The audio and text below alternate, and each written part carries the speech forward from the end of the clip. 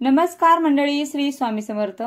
प्रथम दसऱ्याच्या तुम्हाला सगळ्यांना खूप खूप शुभेच्छा। बघा, आज दसऱ्याला संध्याकाळी एका ठिकाणी आपल्याला दिवा देखील लावायचा आहे। तसेच यासोबत तुम्हाला संध्याकाळी आपल्याला कुळाचारासाठी देवी आईची तळी भरायची असते। 3.5 मुहूर्तापैकी एक मुहूर्त म्हणजे विजयादशमी म्हणजे दसरा। तर कुळदेवीची तळी ही कशी भरायची आहे, किती व्यक्तींनी ही तळी भरायची आहे, आपण जर घटस्थापना केलेली नसेल तर मग आपण कुळदेवीची तळी भरावी की नाही अशी संपूर्ण माहिती आपण या व्हिडिओमध्ये पाहणार आहोत। बघा, तुमच्याकडे घट बसवले असतील किंवा नसतील तरी सुद्धा तुम्ही देवीचा एक कुळाचार म्हणून देवीचा जय जयकार, देवीचा उदो उदो म्हणून तुम्हाला तळी भरायची असते। ही तळी भरल्यामुळे आपल्या आयुष्यामध्ये सगळ्या चांगल्या गोष्टी घडतात। देवी आईचा कृपाशीर्वाद आपल्यावर नेहमी राहतो। तर त्यामुळे सगळ्यांनी आजच्या दिवशी संध्याकाळी आपल्या कुळदेवीच्या नावाने तळी भरायची आहे। बघा, आज तुम्हाला नक्की संध्याकाळी सगळ्यात पहिले शमीच्या झाडाची पूजा करायची आहे। त्याला तुम्हाला दिवा लावायचा आहे। तुम्ही शुद्ध गायीच्या तुपाचा दिवा लावू शकता। तसेच शमीच्या झाडाला हळदी कुंकू अक्षता अर्पण करायचे आहे, जल अर्पण करायचं आहे आणि मनोभावे नमस्कार करायचा आहे। आपल्या जीवनामध्ये सकारात्मक गोष्टी घडण्यासाठी हा उपाय अतिशय प्रभावी आहे। तसेच बघा, आपल्या कुलदेवीची तळी भरणं हा एक कुळाचार आहे, म्हणजे देवी आईचा तो एक मान सन्मान आहे। जसं आपण देवीसाठी अखंड दिवा लावला होता, देवीसाठी घट बसवले होते, देवी आईची आपण ओटी भरत असतो, अगदी त्याचप्रमाणे देवी आईसाठी आपण तळी भरत असतो। हा देवी आईचा जय जयकार असतो। तुमच्याकडे बघा, दसऱ्याला शक्यतो सगळ्यांच्याच घटाचे विसर्जन होऊन जातं। घट बसलेले असतील तर 100% तळी ही भरलीच पाहिजे। घट बसले नसतील तरी पण दसऱ्याच्या दिवशी 3.5 मुहूर्तापैकी शुभ मुहूर्त हा आहे। त्यामुळे तुमच्या देवघरामध्ये देवीची तुमच्याकडे मूर्ती असेल तरी सुद्धा तुम्ही मूर्ती स्वरूप ताटामध्ये ती स्थापित करून तुम्हाला तळी ही भरायची आहे।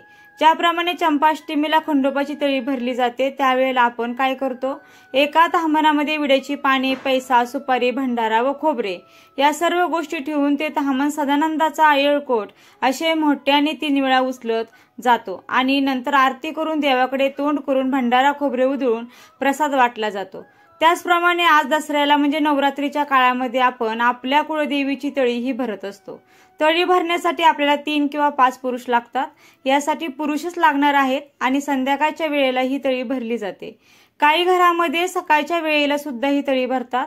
आपल्याला आपल्या कुळाचाराप्रमाणे ही तळी भरायची आहे। आता ही तळी जी आहे तर ती कशी भरायची आहे, तर अगोदर आपल्याला जमिनीवर सतरंजी किंवा चटई टाकायची आहे। सतरंजी किंवा चटई ही स्वच्छ असावी। त्यानंतर आपल्याला 3 किंवा 5 पुरुष आपण तळी भरण्यासाठी बोलवायचे आहेत। नंतर त्या प्रत्येकाच्या डोक्यावरती टोपी जी आहे तर ती असायला हवी। एक ताट घ्या, स्टीलचं किंवा तांब्याचं ताट घ्यायचं आहे। त्या ताटामध्ये मध्यभागी आपण जो घट आहे तो ठेवायचा आहे। आता घट जर नवमीला उठवलेला असेल, घट विसर्जित केला असेल तर आपल्याला एक तांब्याचा तांब्या ठेवायचा आहे। त्यामध्ये पाणी भरून घ्यायचं आहे। त्यामध्ये हळदी कुंकू सुपारी एक नाणं टाकायचं आहे। त्यावरती 5 विड्याची पानं किंवा आंब्याची पानं ठेवून नारळ आपण घटावरती ठेवलेला आहे तर तोच आपल्याला त्या पाण्यावर ठेवायचा आहे। जर नारळ नसेल घटावर तर तुम्ही नवीन आणून ठेवू शकता। या तांब्यावर आपल्याला स्वस्ती काढायचा आहे। थोडक्यात काय, ज्याप्रमाणे आपण मंगल कलश तयार करतो त्याप्रमाणे आपल्याला हा घट जो आहे तो तयार करायचा आहे। ताटामध्ये मध्यभागी ठेवायचा आहे आणि या कलशाभोवती म्हणजे या घटाभोवती आपल्याला देवघरातील टाक ठेवायचे आहेत। बघा, तुमच्या घरामध्ये जेवढे देवीचे टाक आहेत, खंडोबाचा टाक, कुलदैवत, कुलदेवीचे टाक तुम्हाला घ्यायचे। आमची कुलदेवी तुळजापूरची तुळजाभवानी माता आहे तर त्यांची मूर्ती, टाक आणि खंडोबाचा टाक ताटात आंब्याच्या 2 पानांवरती ठेवायचा आहे। तुमच्या घरामध्ये जेवढे देवीचे टाक असतील ते आणि कुलदेवीचा टाक पण तुम्हाला ठेवायचा आहे। आणि त्यानंतर फुले, आपटेची पानं, प्रसाद म्हणून साखर ठेवा। आपल्याकडे जो फुलोरा असतो ज्यामध्ये कडाकणी धपाटी असतात तर ते सुद्धा ठेवा। त्यानंतर हे जे टाक आपण ताटामध्ये ठेवलेले आहेत तर त्या टाकावरती घटातील जे उगवलेलं धान्य असतं ज्याला आपण दहन म्हणतो तर ते सुद्धा ठेवायचं आहे। आणि हे ताट सतरंजीवरती आपल्याला ठेवायचं आहे। कधीही ती ताट जमिनीवरती खाली ठेवायचं नाही। त्यानंतर तळी भरणारे 5, 3, 7 जे पुरुष मंडळी आहे त्यांना ताटाभोवती बसवायचं आहे, गोलाकार बसवायचा आहे आणि सगळ्यांनी हळदी कुंकू कळशाला अर्पण करायचं आहे। सगळ्या गोष्टींना नमस्कार करायचा, अगदी मनोभावे करायचा आहे। आणि त्यानंतर डोक्यावरती प्रत्येकाच्या टोपी असायला हवी। आणि 5ही जणांनी दोन्ही हात या ताटाला लावायचे आणि ताट खालून वर तर 5 वेळेला, 7 वेळेला किंवा 9 वेळेला उचलायचं आहे। अगोदर ठरवायचं आहे की किती वेळेला उचलायचं आहे आणि कुलदेवीचं नाव घेऊन त्या देवीचा उदो उदो आपल्याला करायचा असतो। म्हणजे सांगायचं झालं तर कसं की बोल अंबाबाई की जय किंवा बोल भवानी आई की जय। तर अशा प्रकारे आपल्याला आपल्या कुलदेवीचा उदो उदो करायचा आहे आणि पुन्हा हे ताट खाली सतरंजीवरती ठेवण्या अगोदर एक जणाच्या डोक्यावरची टोपी सतरंजीवरती ठेवायची आणि त्यावरती हे ताट ठेवायचं।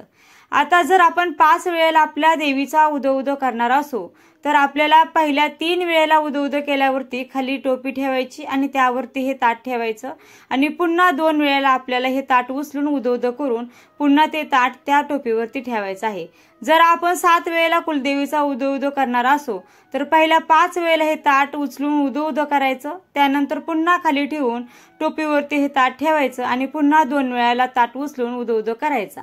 तर अशा प्रकारे आपल्याला कुलदेवीची तळी जी आहे तर ती भरायची असते। याला तळी भरणे, तळी उचलणे असं म्हणतात। हा आपल्या देवी आईचा सन्मान असतो, तिचा आपण उदो उदो करत असतो। याच्यानंतर तुम्ही देवीची साधी जी कुठली आरती असेल ती म्हणा, दुर्गे दुर्गट भारी ही आरती म्हटली तरीही चालेल। जे कळशातील पाणी आहे ते आपल्या झाडांना घालायचं आहे। 5-3 जण जे तळी भरण्यासाठी आलेले आहेत तर त्यांना प्रसाद म्हणून साखर द्या, फुलोरा द्या, देवांना सुद्धा नैवेद्य दाखवा आणि कळशाचा नारळ फोडायचा आहे।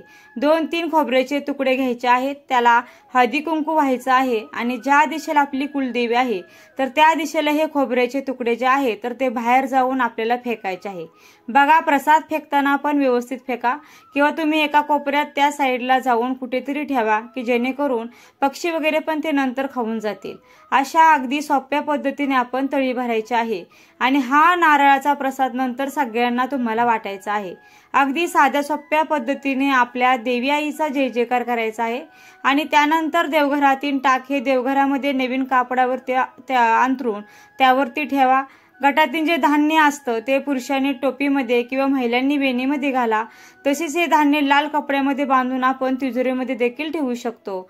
आपलं जर दुकान असेल तर दुकानामध्ये देखील व्यवसायाच्या ठिकाणी सुद्धा हे ठेवू शकतो। तसेच आपटेची पानं जी आहेत तर ती सुद्धा आपल्याला एकमेकांना द्यायची आहेत आणि देवांना सुद्धा आपटेची पानं अर्पण करायची आहेत। जे उगवलेलं धान्य आहे तर ते आपण जर आपल्याकडे देवांची पुस्तके असतील, धार्मिक पुस्तके असतील तर त्यांना अर्पण करावी। उगवलेले जे धान्य आहे तर ते तिजोरीमध्ये ठेवल्यामुळे आपल्या घरातील ज्या आर्थिक समस्या आहेत तर त्या नष्ट होत असतात। बघा, या दसऱ्या दिवशी तुम्हाला तुळशीला देखील एक दिवा आवर्जून लावायचा आहे। त्या दिव्यामध्ये चिमूटभर हळद आवश्यक टाका। तसे तुळशीची मनोभावे पूजा करा। तसेच उंबरठ्यावर देखील आपल्याला संध्याकाळी दिवा लावायचा आहे। त्या दिव्याला देखील आपल्याला दिव्यामध्ये देखील चिमूटभर हळद, लवंग आवश्यक टाकायची। तुम्ही आज सकाळी बाकीच्या पूजा केल्याच असतील। आपल्या मुख्य दरवाजाला आंब्याच्या पानाचं, झेंडूच्या फुलांचं तोरण हे आवश्यक सकाळी लावलं असेल।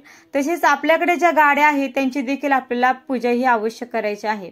तर अशा प्रकारे साध्या सोप्या पद्धतीने आपण नवरात्रीमध्ये कुळदेवीची तळी जी आहे तर ती उचलत असतो। तसेच या दिवशी आपल्या देवीच्या सेवा देखील करायच्या आहेत। तर ते मागील व्हिडिओमध्ये मी तुम्हाला संपूर्ण सांगितलेली आहे माहिती, तर त्याची देखील तुम्ही 20-25 मिनिटात त्या पूजा करू शकता। अगदी छोट्या मोठ्या सेवा आहेत तर त्या आवश्यक या दिवशी करा। तसेच कुलदेवीचा हा जय जयकार उदो उदो करायला विसरू नका। दसरा हा 3.5 शुभ मुहूर्तापैकी एक शुभ मुहूर्त आहे आणि अतिशय प्रभावी ही सेवा आहे। तळी भरणं हा खूप मोठा कुलाचार असतो। याच्यामुळे आपल्या आयुष्यातले संकट दुःख जे आहे ते दूर होत असतात। म्हणून नक्की तुम्ही सांगितल्याप्रमाणे तळी भराल अशी मी अपेक्षा करते। माहिती तुम्हाला आवडली असेल तर व्हिडिओला नक्की लाईक करा, शेअर करा आणि आपल्या चॅनलवर नवीन असाल तर सबस्क्राईब करायला विसरू नका आणि व्हिडिओ शेवटपर्यंत पाहिल्याबद्दल मनापासून आभारी आहे। धन्यवाद। श्री स्वामी समर्थ। जय जय स्वामी समर्थ।